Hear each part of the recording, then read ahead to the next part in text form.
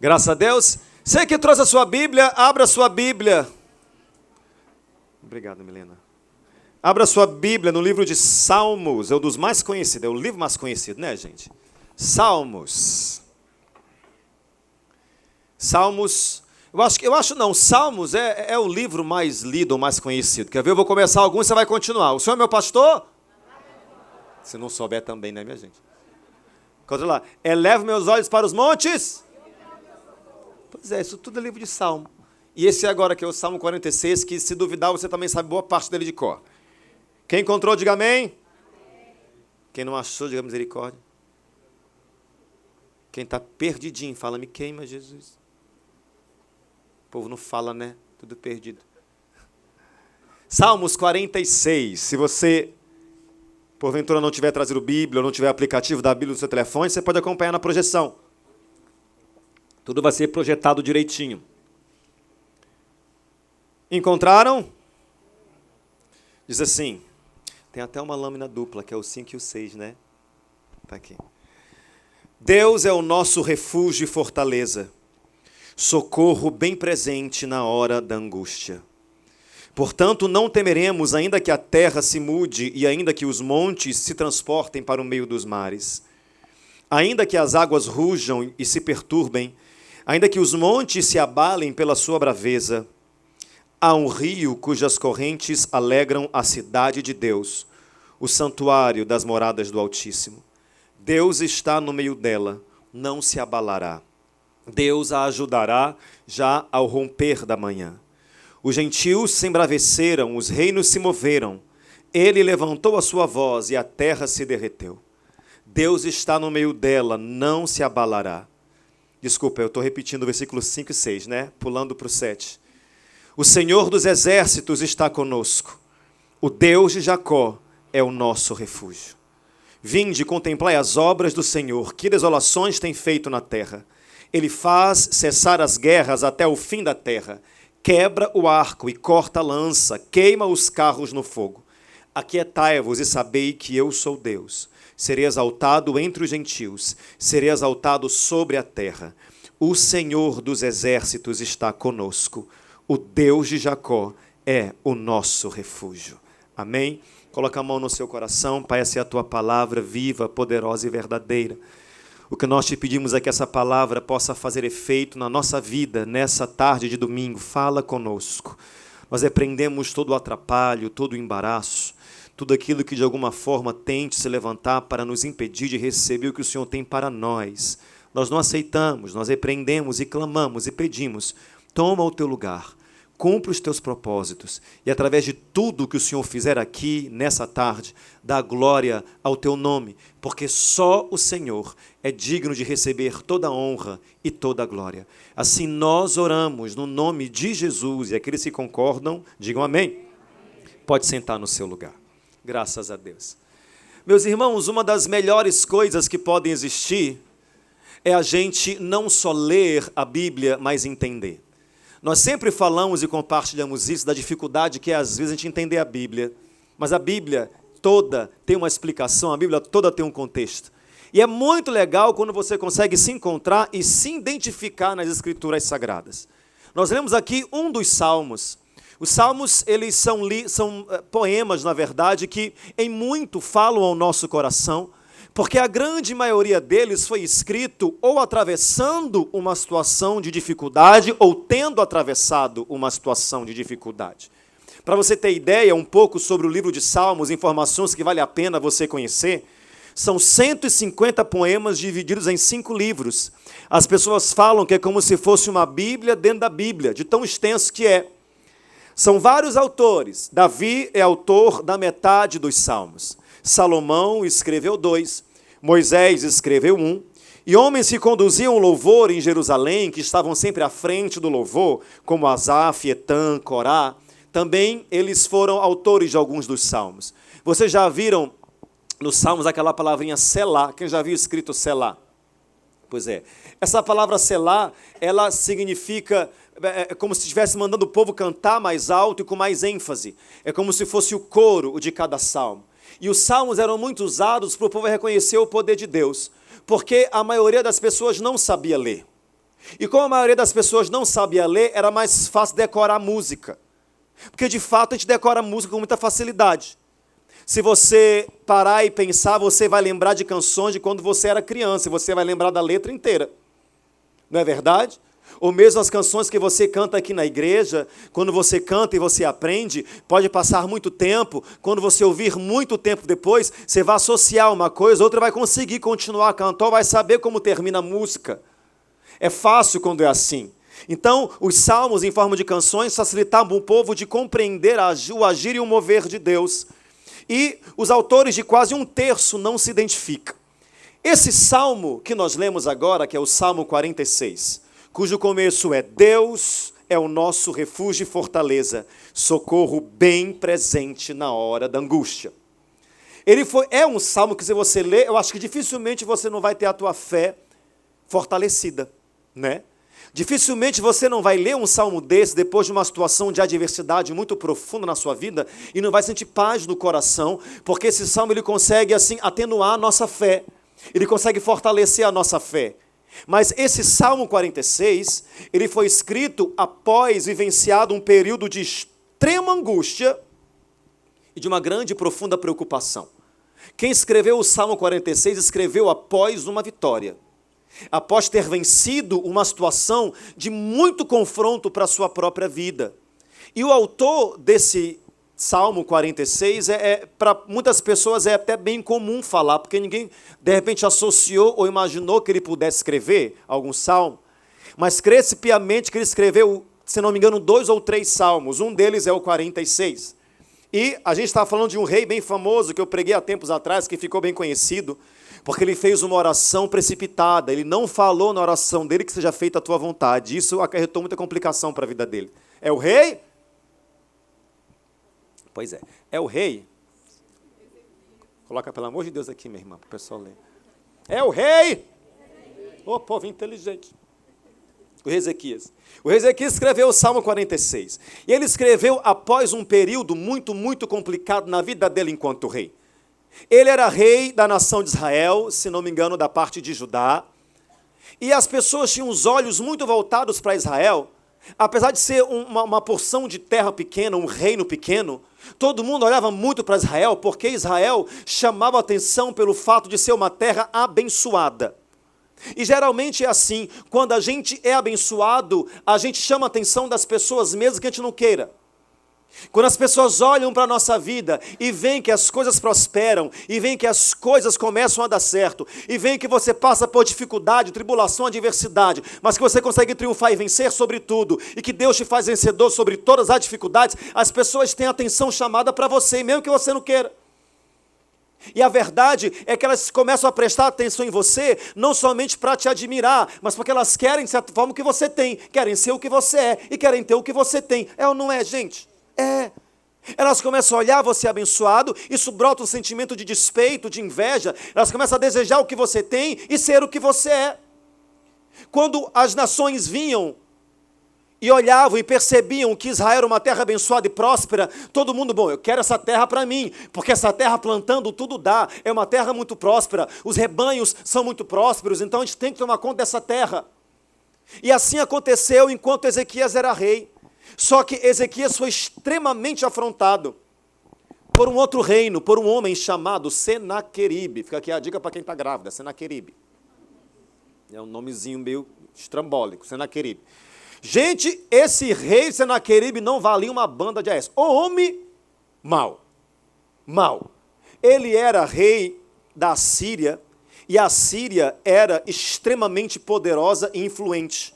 Você vê toda essa faixa vermelha, foi o território que a Síria conseguiu ocupar. E a grande verdade é que não tinha um reino que a Síria não se propusesse a conquistar que não conquistasse. Porque eles eram muito fortes de guerra, muito bons de batalha, muito bons de guerrear. E esse Senaqueribe cismou que queria ocupar o território de Israel. Bom, agora a gente vai partir para tomar Israel. E o rei Ezequias ficou resistindo. Só que ele começou a falar, olha, esse povo, eu acho que vocês não estão entendendo. Vocês não estão percebendo. Vocês já ouviram falar em alguma guerra que a Síria travou e não ganhou? por que que a Síria perderia a guerra contra vocês? Vocês nunca ouviram falar de como nós somos fortes e poderosos? E o primeiro embate de Senaqueribe contra o reino de Israel foi usando palavras, porque geralmente palavra é a primeira arma que a gente tem para atacar alguém. As palavras podem levantar alguém e as palavras podem destruir alguém também. Você pode só falando arrasar com uma pessoa. Você pode só falando despertar tanta coisa no coração de alguém. Gente, palavras podem despertar pessoas para muitas coisas. Por exemplo, se você chegar assim e falar, olha, eu tenho, para mim, pastor, eu tenho uma coisa muito séria, seríssima para falar para o senhor. Pode falar. Não, mas depois eu falo. Ah, meu irmão, você acabou com o meu dia. Porque essa história de falar que é uma coisa muito séria, seríssima, urgente, e não falar logo, eu fico logo agoniado. E se você me procurou pelo WhatsApp, você vai receber o WhatsApp meu dia todinho. E aí? Pode falar. Não fale para aqui. Mas pessoal, te mandar, fale aqui, grave um áudio, mande áudio, faça alguma coisa. Mas uma coisa complicada demais é quando você fala alguma coisa e deixa alguém na expectativa. Palavras movem muito o coração das pessoas. E a primeira coisa que Senaqueribe começou a usar foram as palavras, olha, a gente vai destruir vocês, a gente vai derrotar vocês, a gente vai acabar com essa nação, porque ninguém nunca conseguiu prevalecer contra a Síria, e de fato nunca, ninguém tinha conseguido prevalecer sobre a Síria, era uma luta desigual. Só que além de agir com palavras para intimidar, ele também tomou atitudes com estratégias muito maldosas.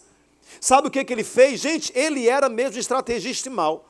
Ele pegou, mandou entulhar os poços e desviar o curso da água que chegava até a cidade, com a intenção das pessoas irem lá para fora para pegar água, e quando saíssem, eles matavam.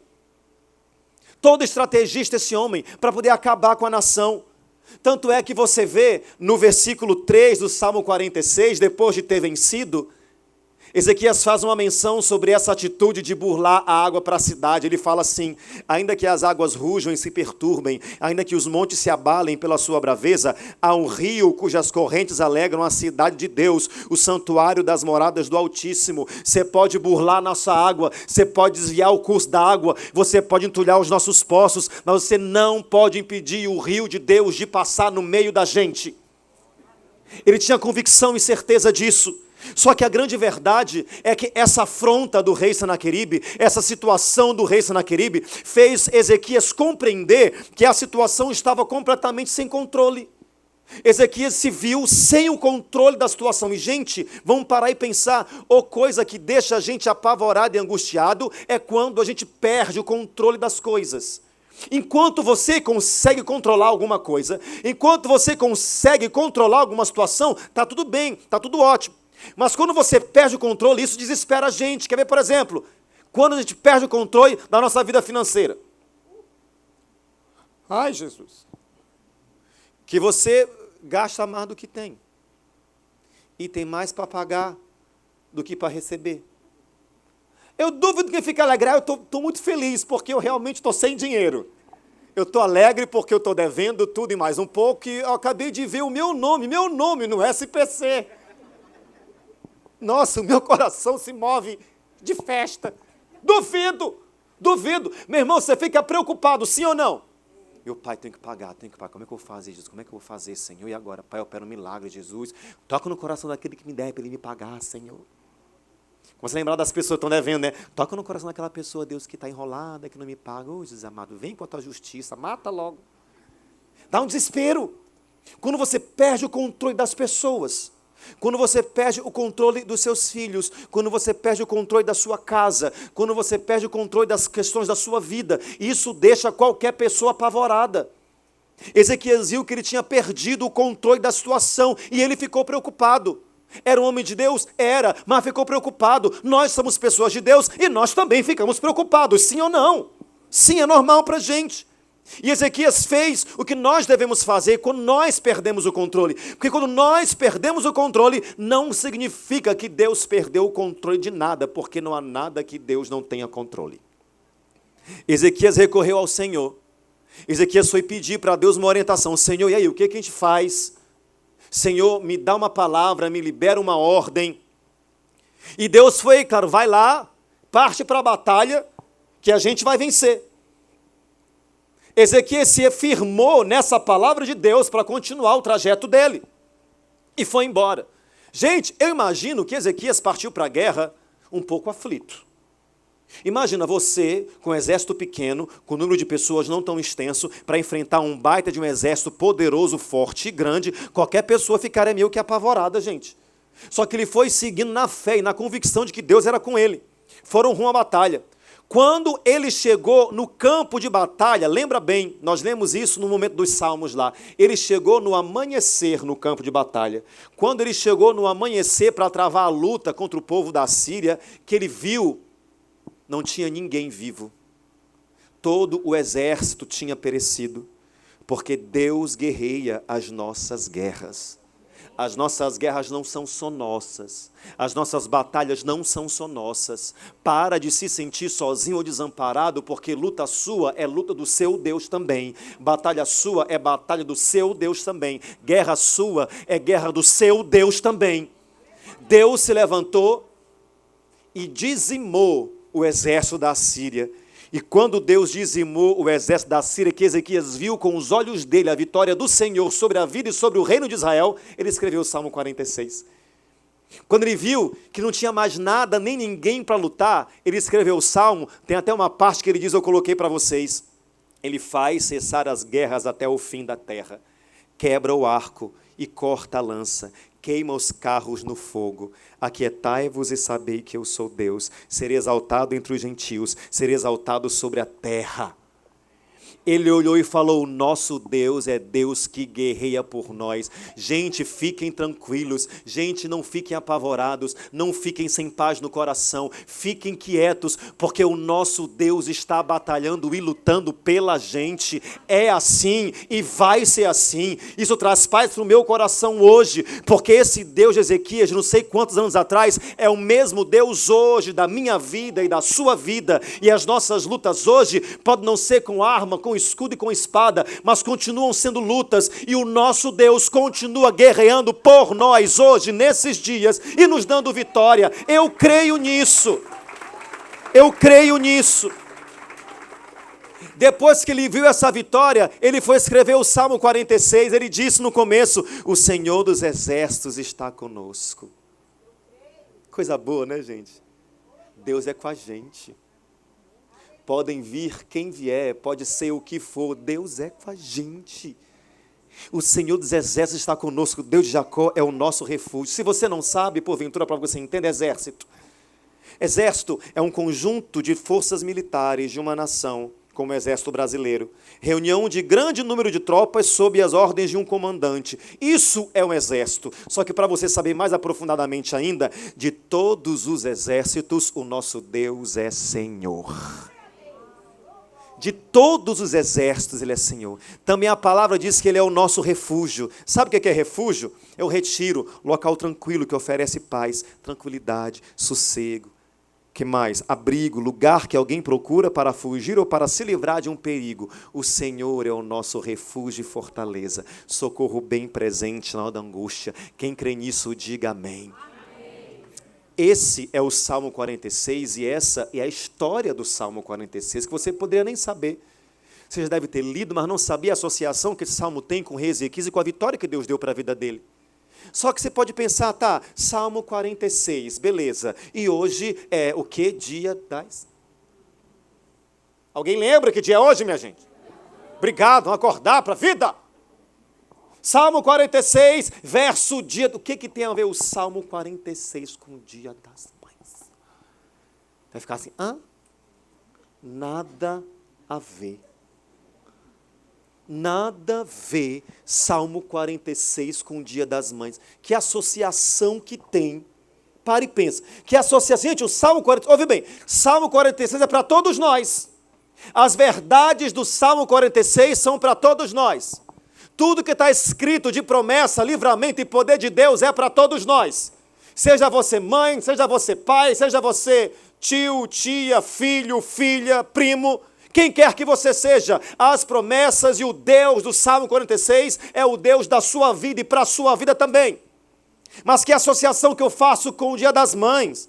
É porque o Salmo 43, ele tem 3 pontos que são extremamente comuns a toda mãe e que servem de ajuda e consolo no cumprimento dessa missão. Porque ser mãe é uma missão mesmo. Aguentar seus filhos, só você mesmo. Porque você ama, mas depois dá umas raivas deles. Eles são novinhos, bonitinhos, menino, que coisa mais fofa no mundo. Ah, menino, ai, essas bochechas. Ai, vontade de comer. Aí passa um tempo, o que eu não comi quando eu pude? Cresceu, dá esse trabalho todo. Ser mãe é uma missão, gente. Quem concorda comigo aqui? Educar uma criança, especialmente agora, nesse mundo louco, que você manda para a escola com a intenção de aprender, volta é pior. Não é verdade, gente? É. Aí você tem que sentar, ensinar, ajudar, aconselhar, orientar. Dar surra. Porque mãe quer mãe dá surra. Não é? Gente, minha mãe não era fácil, não. Minha mãe tinha uma relação de amor e intimidade com o cinturão. Cara dela era aquele cinturão. Mãe, mãe, mãe. Esses 3 pontos que eu quero rapidamente ver com você, para que você entenda como esse salmo tem muito a ver com as mães que se encontram aqui nessa noite. Primeira coisa, e outra coisa, olha, mãe, além daquela que tem o seu filho biológico, é aquela que cria também. Tem pessoas que não têm filhos, mas cuidam de pessoas como se fosse a mãe deles. Não é verdade? Irmã Neide aqui. Não cuida de mim. Tem irmãs que cuidam de irmãs e irmãos que acabam fazendo o papel de mãe. Então isso é para todo mundo que acaba cuidando de alguém. Só que eu vou me referir à missão de ser mãe. A missão de ser mãe. A primeira coisa que o Salmo 46 fala claramente, quando você vê a história sobre a qual ele foi escrito, a primeira coisa que o Salmo 46 fala é de uma grande batalha. E mães travam batalhas, todos os dias mães travam batalhas. Eu queria entender de onde é que vem a força de uma mãe. Eu acho que só pode ter alguma coisa estranha na comida da mãe. Porque mãe tem uma força que não dá para explicar. Mãe trava batalha todo dia, porque ela é a primeira que acorda geralmente, aí vai fazer um monte de coisa, aí vai fazer isso, aí vai fazer aquilo, aí vai para o trabalho, aí fica o dia no trabalho, aí quando chega em casa, geralmente cansada, fatigada do trabalho, além disso, ela tem que chegar em casa e fazer o quê? Arrumar a casa, organizar as coisas, ver coisas de menino, ver as não sei o quê, porque quando ela chega em casa, ô mãe, ainda bem que tu chegou, cadê não sei o quê? Ai mãe, ainda bem que você chegou, mãe, cadê aquela blusa, sei lá, não é seu, vá procurar. Mas tudo é a mãe. Tudo é a mãe. Batalha que mantém que travar. Eu vejo mães que travam batalhas todos os dias. E sabe, olha, as batalhas da mãe todas, você que é mãe sabe, as batalhas da mãe todas elas têm um motivo, um significado e um objetivo. Todas. As batalhas de uma mãe sempre visam trazer vitória para os seus filhos. É sempre assim. Ela vai para onde tem que ir, vai para o trabalho, passa vergonha às vezes, é humilhada às vezes.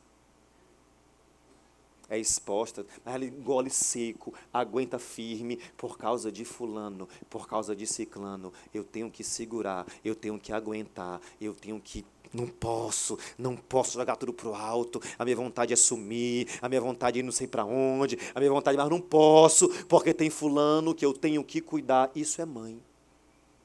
É verdade ou não é, mãe? Mães que estão aqui sabem disso. E sabe o que é pior? Muitas vezes elas travam essas batalhas e nem são valorizadas. Elas travam essas batalhas e às vezes nem são reconhecidas pelo que fazem. Elas travam essas batalhas e às vezes os filhos nem sabem ser carinhosos ou dar o que elas precisam e merecem receber. Aproveita, mãe, dá um cutucão. Olha, tá vendo? Isso é. É verdade ou não é, mãe? A outra coisa que o Salmo 46 fala claramente. Quer ver? Lembra comigo o versículo 1. Deus é o nosso refúgio e socorro bem presente na hora da... Olha para mim, angústia é um sentimento que geralmente acompanha toda mãe. Toda mãe sofre de angústia crônica, é impressionante. Não importa o quanto de fé ela tenha, não importa o quanto crente ela seja, toda mãe sofre de uma angústia que parece que nunca tem fim. Não importa a idade que o filho tenha, porque é uma coisa impressionante, parece que para as mães, os filhos sempre têm a mesma idade. Meu pai do céu! Mãe sempre faz a mesma pergunta. Já comeu? Comeu o quê? Comeu pouco. Come de novo. Come mais um pouco. Você percebe quando você sai com a sua mãe e de repente o prato acabou? Aí não tem mais, ela percebe que você quer comer, e ela quer comer também, ela geralmente fala, não, eu não quero mais, eu estou satisfeita. Mentira, ela quer, só que ela fala isso, que é para você poder comer no lugar dela. Não é verdade, gente? Pode confessar que você faz isso, mãe. Doida para comer o último pedaço. Ai, Aí o filho olha, ai, ainda bem que sobrou um. Tu quer, mãe? Não, eu tô com fastio. Mentira, com maior vontade de comer, mas deixa para o filho, porque mãe é assim. Gente, mães, elas sofrem de uma angústia assim que parece que não tem fim. Se você quiser saber o significado disso, angústia é estreiteza, grande aflição acompanhada de opressão e tristeza. Mães se angustiam quando o filho não come. Mães se angustiam quando os filhos demoram a chegar. Ah, minha gente. Quando dorme, né? Porque ela fica assim. Estou descansando no Senhor.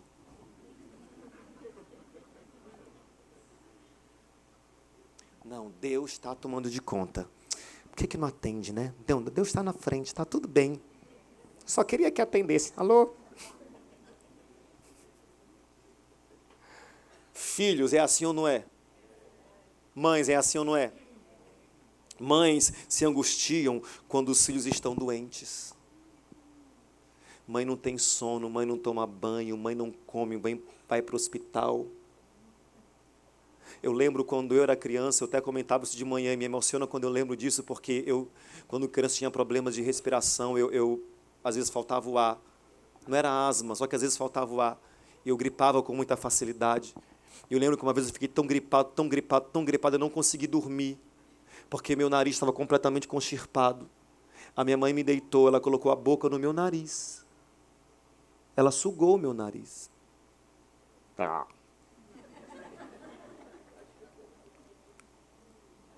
Mas quem faz isso, gente? Mãe. Mães não ficam... Mãe se angustia demais quando o filho está doente. Não importa a idade, viu? Que ele pode procurar a mãe dele adulto, tossindo. O que foi, meu filho? Nada, mãe. Está tudo bem. Quando ele visita, ela tem uma caixa de remédio. Toma isso. Ainda tem esse lambedor que a vizinha me deu. Que esse aqui fica bom é de vez. Mãe é assim. Mães se angustiam quando os filhos passam por decepções e frustrações. E mãe toma dor da gente. Quem que te falou? Me dá o telefone agora que eu vou ligar, eu vou falar, eu quero ver. Eu tenho pavor quando minha mãe descobre os contatos dos outros. Minha mãe até hoje assim, olha que eu tenho 30 e não interessa, mas até hoje, é o mesmo jeito. Se eu chegasse meio triste, ela, mãe sabe. Você pode falar, mãe, tá tudo bem. Mentira. Tá, mãe? Não tá. Ela sabe. Não, mãe, eu estou um pouco triste. O que foi? Não, uma decepção. Quem foi? Quem? Me diz. Quem foi? Me fala quem foi, que eu vou lá. Às vezes a mãe desse tamanho, a minha mãe baixinha. Parece um pincher. Nervosa. Umas mães desse tamanho, que parece que fica assim um gigante, fica uma leoa para defender seus filhos. É ou não é, gente? Mãe parece que perde medo. Eu conversava, a gente sempre ouve algumas histórias de quem está próximo da gente. Estava conversando há dias atrás com a minha sogra. Minha sogra. Minha sogra está aqui. Aí ela falando que uma vez o filhinho dela estava brincando na rua e o meninozinho bateu nele, ele chegou em casa chorando, não foi? Eu falei, e você, minha sogra? Eu fui na rua para dar-lhe nele. Isso é coisa de... Mãe não tem bom senso para essas coisas, ela defende aquilo que é dela. Mães se angustiam quando os filhos namoram quem não os valoriza. Ah, meu pai, quando começa um namoro ruim, mãe, isso aqui é minha namorada. Bem-vinda à família. Deus te abençoe, te livre de todo mal, doenças, viroses, da morte. Quer ver a morte de uma mãe é o seu filho namorar e não ser valorizado nem respeitado. A mãe se acaba com isso, ela não é mãe. E mães se angustiam por causa disso. E não tem idade. Mas, por favor, prestem atenção, mães. Mães que acabam ficando angustiadas de maneira tão intensa por causa de alguma situação. Mães que, de repente, têm filhos que têm a saúde fragilizada, que estão aqui nessa noite. Mães que têm filhos que são frágeis emocionalmente ou sentimentalmente. Mães que têm filhos que dão um pouquinho de trabalho porque não se encontraram em si ainda. Mães que têm filhos que às vezes geram nelas uma angústia tremenda e tão profunda, que rouba a paz, que rouba a alegria. Salmo 120, versículo 1 diz o seguinte: eu clamo pelo Senhor na minha angústia, e Ele me ouve, Ele me responde. Clama ao Senhor, mãe, quando a angústia bater a porta do coração, não fica perdendo um tempo triste, chorosa, querendo acabar com a sua vida, ou pensando no pior. Para de pensar no pior. Quando a angústia bater a porta do seu coração, clame ao Senhor, porque Ele responde. Deus é o nosso refúgio e fortaleza, socorro bem presente na hora da angústia. Ainda existe um Deus para quem você pode clamar, mãe. Um Deus que é vivo, que ouve, que age, que trabalha e que atende a oração de uma mãe como ninguém. Deus ouve a oração de mãe. Deus ouve a oração de mãe. E a terceira e última coisa que o Salmo 46 cita a respeito das mães, que eu preciso que toda mãe entenda isso aqui. Lê para mim o que diz nesse versículo 10, que está escrito aí. De novo, 1, 2, 3. Mais uma vez. Porque mães nunca se aquietam. Mãe, meu Deus, parece que mãe parece que não cansa, mãe parece que não dorme, mãe parece que não come, mãe não se aquieta para nada, mãe quer fazer tudo ao mesmo tempo, gente. Agora, ouça o que eu vou dizer, não confunda aquietar-se com não ter iniciativa. Não confunda, eu estou aqui quieta, o pastor falou, está se matando, deixa morrer. Brigou na escola, deixa. Não sei o quê, não liga, o pastor falou para se aquietar. Não chegou em casa, deixa chegar a hora que quiser, porque é para ficar. Não é assim não, gente, entenda. É aquietar-se em não querer ser tudo, em não querer fazer tudo, em não querer saber tudo, em não querer controlar tudo. Mãe, você não vai conseguir ser tudo, não vai conseguir fazer tudo, não vai conseguir fazer tudo, não vai conseguir controlar tudo, mãe. Isso vai acabar com a sua saúde e você não vai conseguir. Conta com a ajuda de Deus, porque Deus é o nosso refúgio e fortaleza. Deus é o nosso socorro bem presente na hora da angústia. Você entende, mãe? Eu não sou mãe, mas é filho. E como filho você deve entender isso. De repente sua mãe não está mais aqui. Outras pessoas assumiram o papel de ser sua mãe ou de cuidar de você. O fato é que você que está aqui, que é mãe, guarda isso no teu coração, para que os teus dias sejam melhores. Eu lembro de histórias de mãe, que eu acho que eu nunca vou esquecer na minha vida. Eu lembro quando os tempos eram difíceis, era tempo de vacas magras.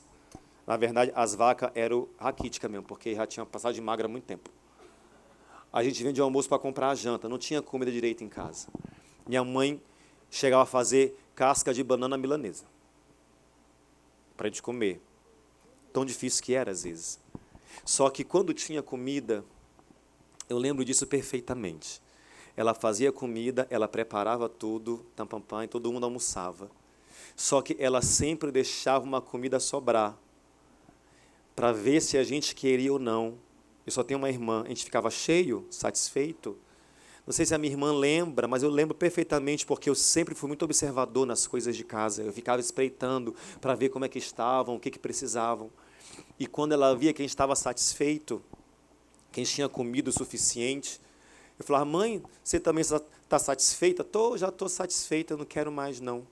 Ah, então tá, vamos para o quarto, vão. Ela mandava a gente para o quarto, só que eu olhava pela fresta da porta. E quando ela via que a gente estava no quarto, ela corria, juntava o que sobrava e ficava no cantinho da pia comendo, para poder deixar a gente comer sempre um pouco mais. Ninguém faz isso senão a mãe da gente. Ninguém cuida da gente ou age desse jeito senão a mãe da gente. E se porventura você está aqui acompanhado da sua hoje, isso é uma bênção. Uma bênção. Eu queria pedir encarecidamente que, se porventura você está com a sua mãe aqui, eu queria pedir que você trouxesse a sua mãe aqui na frente. Pode ser?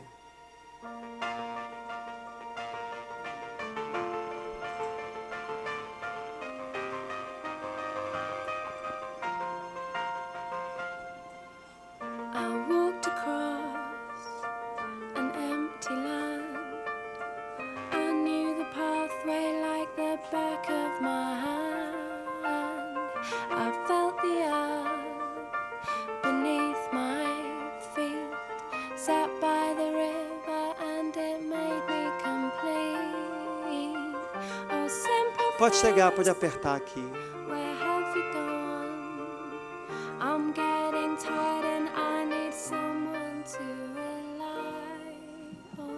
Podem fechar aqui, podem vir, por favor.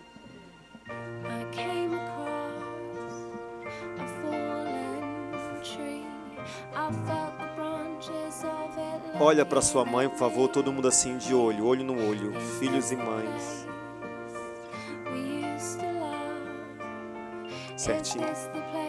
Mãe, se tem alguma coisa que você queira pedir para o seu filho, fale agora.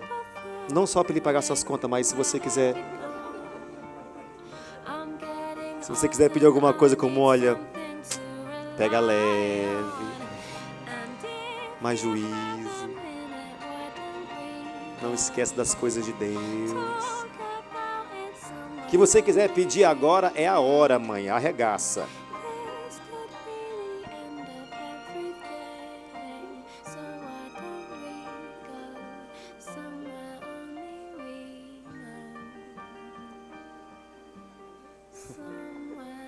Agora, filhos, o que vocês querem pedir para sua mãe também? Mãe, me bate menos.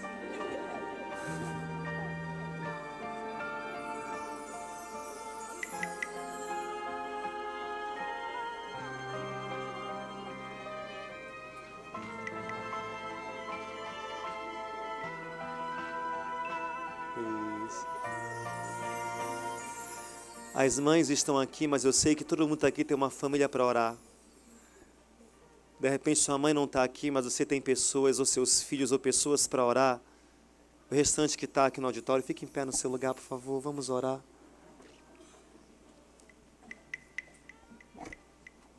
Mateus, por favor.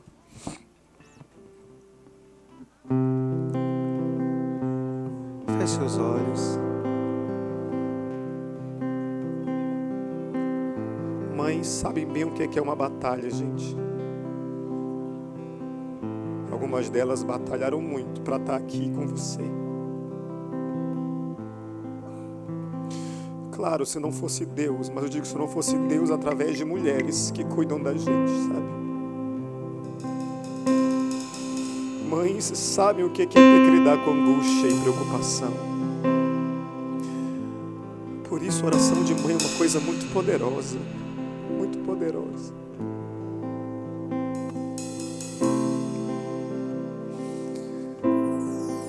Mãe, ore pelos seus filhos, estando eles aqui ou não. Porque eu digo para você que onde eles estiverem, Deus vai alcançá-los para honrar a tua oração de mãe.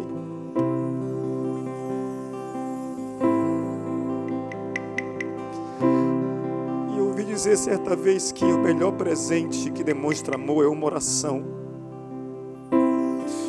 Então, se você está com a sua mãe aqui, ora muito para que Deus dê muitos anos de vida para ela, para que você possa desfrutar da companhia dela e da presença dela.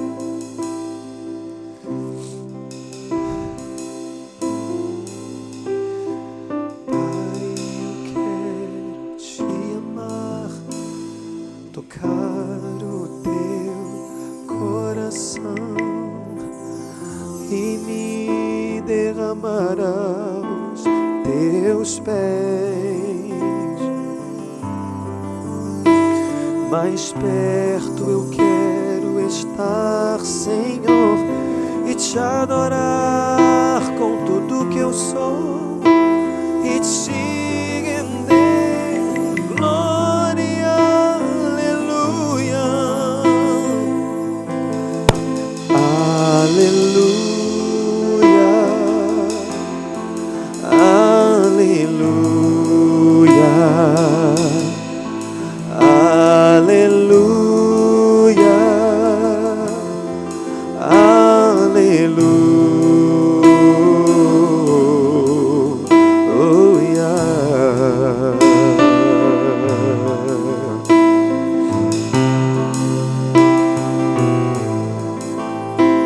Quando lutas vierem me derrubar, firmado em ti eu estarei, pois tu és o meu refúgio, ó Deus,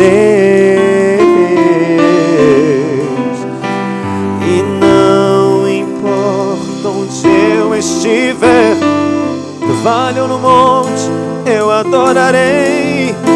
A ti eu canto glória, aleluia,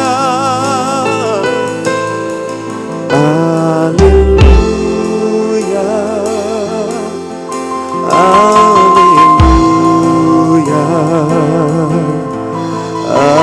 aleluia, aleluia.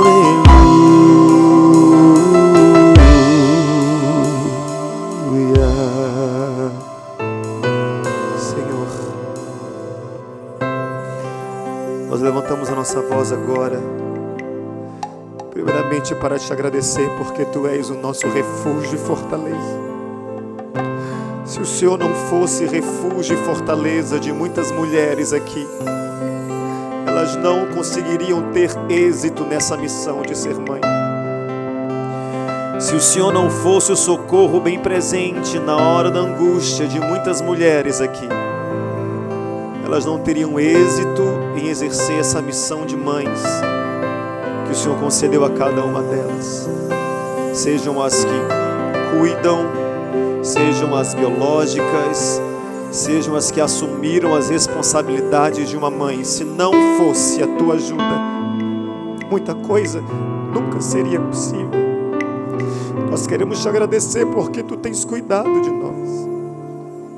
Porque Tu és o nosso refúgio, a nossa fortaleza, o nosso socorro, aquele que nos guarda. Eu te apresento, Senhor, cada mãe que se encontra aqui. Eu peço muito que o Senhor conceda inúmeros anos de vida para cada uma dessas mulheres.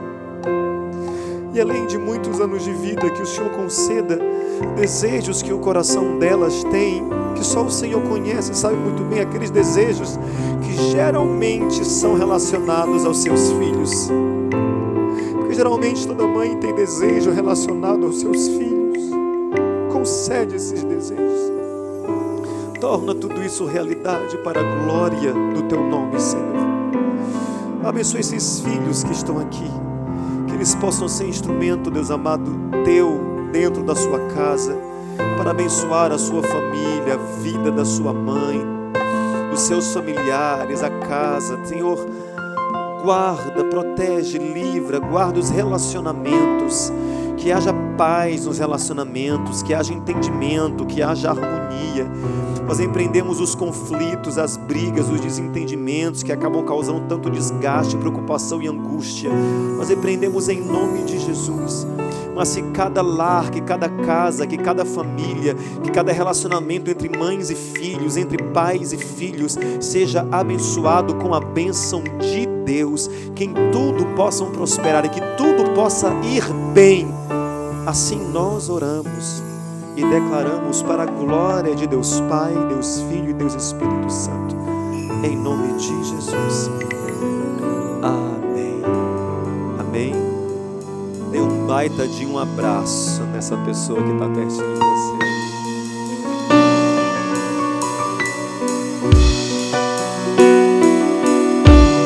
Pode voltar para o seu lugar. Você foi encontrando mães pelo caminho, vai abraçando elas, viu?